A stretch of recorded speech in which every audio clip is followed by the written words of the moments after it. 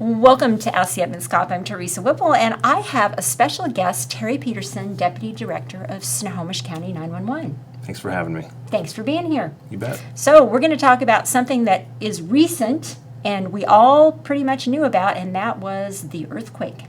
That's right. So how it impacted Snohomish County 911, within 30 minutes after that earthquake, we literally received hundreds of 911 phone calls. Mm-hmm.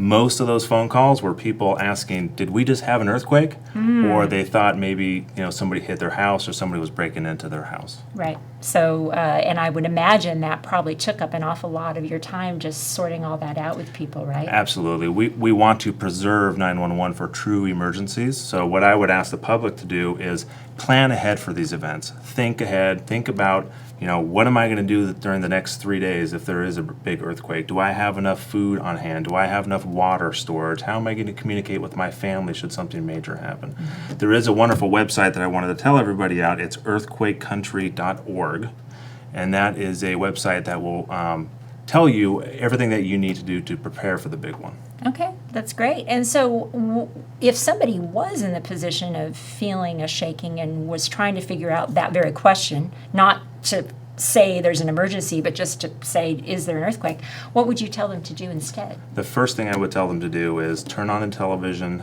turn on the radio, or probably most importantly these days, go on social media. Right.